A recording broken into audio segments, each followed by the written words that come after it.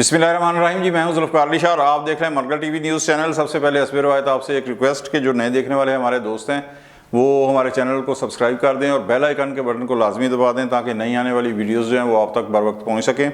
और अगर हमारी वीडियो अच्छी लगे तो लाइक का बटन दबा दें और दोस्तों तक शेयर कर दें ताकि दूसरों तक भी ये हमारी वीडियोज़ जो हैं वो पहुँच सकें। आज का जो हमारा मौजू है वो ये है कि मौजूदा गवर्नमेंट के ख़िलाफ़ ज़ाहिर है हिज़्ब इख्तिलाफ़ ने एक इशू उठाया हुआ है कि जनाब इलेक्शंस के अंदर फरवरी 2024 के अंदर जो इलेक्शन हुए हैं उनके अंदर रिगिंग हुई है, धांधली हुई है।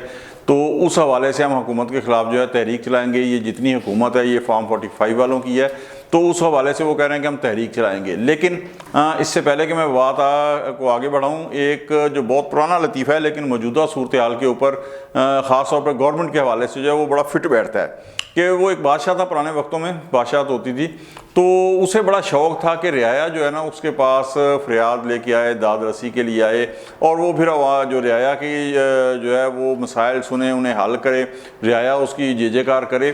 तो लेकिन रियाया आती नहीं थी। ठीक है, वो वज़ीर बातदबीर के मशवरे के ऊपर टैक्स के ऊपर टैक्स लगाता गया, टैक्स के ऊपर टैक्स लगाता गया, अवाम फिर भी नहीं आई।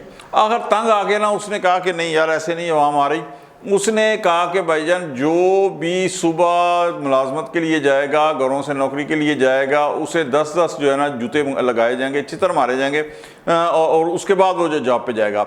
बादशाह को पूरा यकीन था कि रियाया जो है ना अब तो इतनी सख्त सजा दी है कि मकसद कौन बर्दाश्त करता है, अब तो रियाया उसके पास ज़रूर उसके दरबार पर हाजिर होगी। बादशाह की तवक्को के ऐन मुताबिक जो है ना जब ये 2-4 दिन गुजरे तो रियाया का वफ्द जो है वो दरबार के अंदर हाजिर हो गया।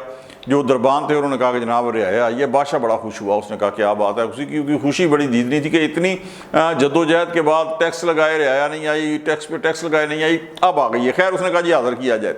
जब वो आए तो बादशाह ने उनके बोलने से पहले ही वो कहना शुरू कर दिया कि बादशाह की मसद खुशी बड़ी दीदनी थी कि मुझे पता है कि जो वो जूते मारने की सज़ा है वो बड़ी सख्त है, तो आप उसके लिए आए हैं। तो रियाया ने कहा नहीं जहाँ पर ना ये बात नहीं है, आप छितर विशाख हमें 10 की बजाय 20 मार दें, लेकिन बात ये आ जाती है कि आबादी शहर की जो है ना वो बहुत ज़्यादा बढ़ गई हुई है। तो जो आपने अहलकार वहाँ अपॉइंट किए ना छितर मारने के लिए, उनकी तादाद बड़ी कम है। तो होता यह है कि लंबी लाइन लग जाती है छितर खाने वालों की, अहलकारों की। जो छितर मारने वाले हैं उनकी तादाद कम है तो हमें देर हो जाती है। तो आप छितर बेशक मारें, जूते मारें, हमें 10 की बजाय 20 मारें, लेकिन अहलकारों की तादाद बढ़ा दें ताकि जल्दी जल्दी ये सारा कुछ हो गया, हम ऑफिस जो है ना वो टाइम से पहुंच सकें। यही हाल को मौजूदा गवर्नमेंट का है कि हिज़्ब इख्तिलाफ़ कह रही है कि जनाब हम तहरीक चलाएंगे, लेकिन तहरीक चलाने के लिए किस चीज़ की ज़रूरत है? सबसे पहले इशूज़ की ज़रूरत होती है।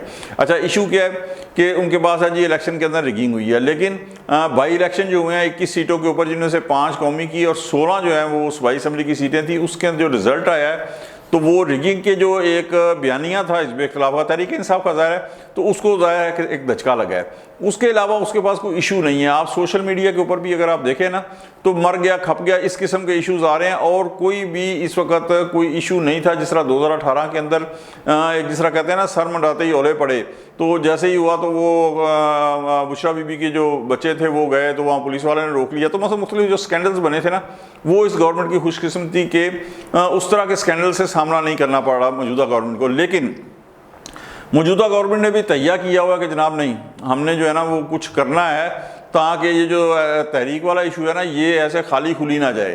तो उन्होंने जनाब क्या किया कि सोलर पैनल के हवाले से एक ख़बर आई कि जनाब 2000 रुपये पर किलोवाट जो है ना वो टैक्स लगेगा। अच्छा, अब ये 2000 किलोवाट टैक्स की जो खबर थी ये कोई सोशल मीडिया के ऊपर नहीं आई थी, ना ये कोई इसका जिसे आप कह रहे हैं ना कि कोई जाली सा एक हुक्मनामा जो है वो दिखा दिया जाता और बाद में कहते हैं कि जनाब नहीं, बल्कि ये जो नेशनल इलेक्ट्रॉनिक और प्रिंट मीडिया उसके अंदर ये खबर चली। अच्छा, उसके बाद गवर्नमेंट ने कहा कि जी नहीं ये खबर झूठी थी। अगर झूठी थी तो इस किस्म की खबरें देने वाले जो हुकूमत के अंदर, मैं उन्हें काली बेड़ी कहूँगा, और हुकूमत की पीठ के अंदर छुरा घोंपने वाली बात है कि जब एक ऐसी चीज़ के हिज़्ब इख्तिलाफ़ आपके ख़िलाफ़ तहरीक चलाने के ऊपर तुली बैठी है, तो इस किस्म की खबरें जिनका वजह से हुकूमत की बदनामी हो वो क्यों आई हैं और किसने की हैं, वो अपनी सफ़ों में से उन काली बेड़ों को जो है वो तलाश करे। ठीक है जी, लेकिन तरदीद कर दी, ओके ये इशू ख़त्म हो गया। उसके बाद फिर एक खबर आई है कि जनाब सोलर पैनल से जान नहीं छूटी कि इसके ऊपर पॉलिसी बन रही है कि जनाब इतना नुकसान हो गया, ये हो गया, वो किस किस्म का नुकसान होना है। अब जो पॉलिसी बन रही है, अगर गवर्नमेंट ने कुछ ज़्यादा किया तो आप यकीन करें कि सोलर पैनल वाले जितने हैं ना, उन्होंने कहना कि भाईजान हम नेट मीटरिंग करवाते ही नहीं है, जहाँ इतना खर्च किया है हम बैटरियों के साथ रख लेते हैं, हम गवर्नमेंट से बिल्कुल ही कनेक्शन ही कटवा लेते हैं। उसके बाद आप क्या करेंगे? उसके बाद आप कुछ नहीं कर सकते। लेकिन गवर्नमेंट ने कहा जी इसके ऊपर भी जो है ना, वो जिस तरह बादशाह ने कहा ना कि दरबार में बंदे हाजिर नहीं हो रहे। उसके बाद क्या हुआ कि हर साल किसानों के लिए गंदम जब खरीदी जाती है तो उससे महीना, डेढ़, 2 महीना पहले ही गवर्नमेंट जो है ना वो पॉलिसी तय करती है कि इतने रुपए पर मन के हिसाब से हम खरीदेंगे। खरीदारी मराकज़ के ऊपर सारा कुछ वो तय हो जाता है और उस हिसाब से एक आटो के तहत ना आज एक मैकेनिज्म है, उसके तहत किसान जो है वो अपनी गंदम जो है ना बेचते चले जाते हैं। लेकिन इस दफ़ा क्या हुआ है कि आखिरकार फिर गवर्नमेंट कामयाब हो गई है कि हिज़्ब इख्तिलाफ तो नहीं, लेकिन किसानों को अपनी गंदम खरीदारी पॉलिसी के ऊपर किसानों को जो है वो सड़कों के ऊपर आने पर गवर्नमेंट ने मजबूर कर दिया, जिसके बाद उन्हें ज़ाहिर है उनके ऊपर लाठी गोली तशद्दुद करना पड़ा। तशद्दुद करके फिर गिरफ्तारियाँ भी हुई हैं।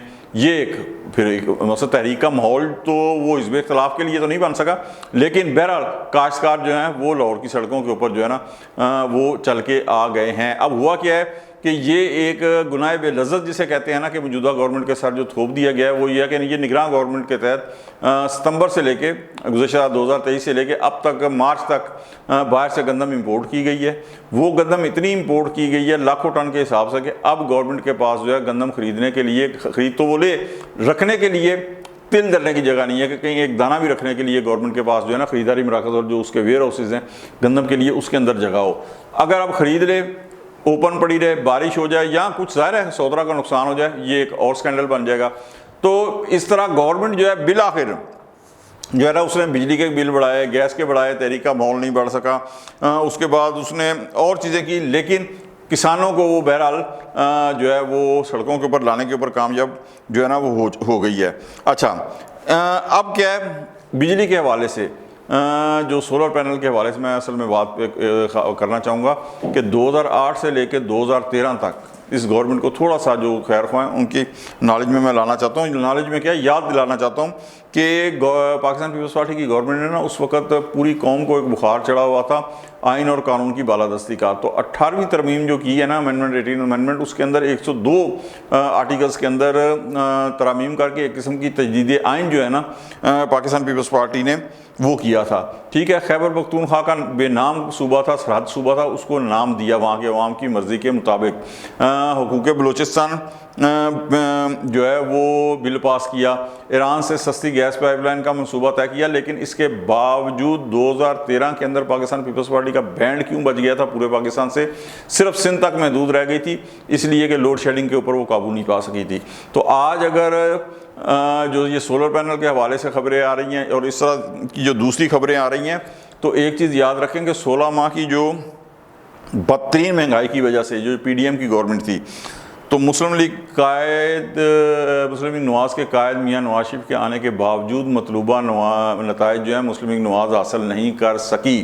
तो अभी मैं इस चीज़ को बिल्कुल मानता हूँ कि बहुत कुछ गवर्नमेंट कर रही है, वफाकी गवर्नमेंट भी कर रही है, पंजाब गवर्नमेंट भी कर रही है और सिंध गवर्नमेंट भी कर रही है, लेकिन गवर्नमेंट के अंदर कुछ काली बेड़े ऐसी हैं कि जो गवर्नमेंट के इस किए किराए के ऊपर पानी फेर रही हैं, मुख्तलिफ इशूज़ जो नॉन इशूज़ हैं उनको इशूज़ बना के वो उठा रही हैं। जिस तरह मैंने कहा कि सोलर पैनल की झूठी खबर दे दी, उसके बाद गंदम की ख़ास तौर के ऊपर जो पॉलिसी है, किसान रुल रहे हैं, किसानों के पास जो उनका आप ये देखें कि अभी तो सिर्फ किसान सड़कों के ऊपर आए हैं, लेकिन अगर उनकी फसल की जो उनकी पैदावार है उसकी ना बिक सकी, उनके पास पैसा ना आया, तो वो आगे चावल की फसल नहीं लगा सकेंगे और ये बहुत बड़ा अलमिया होगा पाकिस्तान के लिए। इसलिए कि पाकिस्तान के पास 2 मेजर क्रॉप हैं, गंदम और चावल, उसके बाद मकई और कपास, 2 और जो फसलें हैं। तो अगली फसल जो है जो यहाँ सेंट्रल पंजाब के अंदर लगती है वो चावल की फसल है। गंदम की फसल वो बेचेंगे, इससे नफ़ा हासिल होगा, तो उसके बाद चावल की फसल काश्त हो पाएगी। तो खुदारा ये हमारी गवर्नमेंट जो है हिज़्ब इख्तिलाफ के पास कोई इशू नहीं है कि वो गवर्नमेंट के ख़िलाफ़ तहरीक चला सके। उन्होंने बार बार कहा तहरीक चलाने के लिए अवाम को, अवाम घरों से नहीं निकले। गुज़श्ता इतवार को उन्होंने 30 मकामात पे कहा था, लाहौर में एक मकाम पे भी अवाम नहीं निकल पाई। कराची से उन्होंने ट्रेन मार्च के लिए कहा, जो सखर से आगे नहीं जा सका ट्रेन मार्च। तहरीक के अंदर कोई जान नहीं है, ना कोई तहरीक के लिए निकला है, ना अभी तक तहरीक का माहौल बन सका है। हत्ता कि जो हिज़्ब इख्तिलाफ की जमातें भी हैं जिनके अंदर वो ज़ाहिर है मौलाना फजल रहमान को भी शामिल करते हैं, तहरीक इंसाफ तो है ही है, सुन्नी इत्तेहाद तहरीक है, वो भी कोई ऐसा माहौल पैदा नहीं कर पाई। लेकिन गवर्नमेंट को खुद एहतियात करनी चाहिए और देखना चाहिए कि ये अपनी जो उसकी एक अच्छी कारकर्दगी जा रही है 2 माह की कलील मुद्दत के अंदर। मैं एक और व्लॉग में बताऊँगा कि जो इकानमी के हिसाब से और अवामी वेलफेयर के हिसाब से जो गवर्नमेंट ने इकदाम किए हैं वो बिल्कुल काबिल तहसीन है, लेकिन अपनी सफ़ों के अंदर देखे कि वो कौन सी काली भेड़ें हैं जो गवर्नमेंट के ख़िलाफ़ तहरीक चलाने का माहौल बना रही हैं। तो ये चीज़ें गवर्नमेंट को देखना चाहिए कि उन काली भेड़ों से जान छुड़ाए और ऐसे तमाम इकदाम के जो स्कैंडल की शक्ल इख्तियार करने जा रहे हैं, जिनकी वजह से तहरीके जो हिज़्ब इख्तिलाफ के सियासी पार्टी जमातें हैं उनको माहौल बनाने में मदद मिल रही है हुकूमत के ख़िलाफ़ तहरीक चलाने का, उससे उनसे निजात हासिल करनी चाहिए। यानी आप ये देखें कि तहरीक इंसाफ करिए ना, तहरीक चलाएँ, अब वो किसानों की तहरीक के पीछे जो है ना वो पनाह ले रही है, वो हम हमायत करते हैं, वो पंजाब असम्बली के अंदर तकरीरें कर रही हैं किसानों की हिमायत के अंदर। क्योंकि उन खुद वो तहरीक चलाने का माहौल नहीं बना सकी। तो ये मैं वफाकी गवर्नमेंट की भी और पंजाब गवर्नमेंट की भी ख़ास तौर पे और सिंध और बलूचिस्तान के अंदर जो गवर्नमेंट है उन्हें ये कहता हूँ कि खुदारा माहौल को शांत रखें और वो लोग उन लोगों पे ऊपर नज़र रखें कि जो हिज़्ब इख्तिलाफ को अपोजिशन को तहरीक चलाने के लिए मवाद मुहैया कर रहे हैं इस गवर्नमेंट के ख़िलाफ़, इसलिए कि खुदारा 6 माह तो इस गवर्नमेंट को ग्रेस पीरियड दे दें, उसके बाद फिर देखी जाएगी। तो ये ज़िम्मेदारी हिज़्ब इख्तिलाफ के साथ साथ गवर्नमेंट की भी है कि वो हालात को स्टेबल रखे। आज तक के लिए इतना ही, इंशाल्लाह मिलते हैं अगले व्लॉग में। उस वक्त के लिए ज़ुल्फ़िकार अली शाह को इजाज़त दें। अल्लाह हाफ़िज़।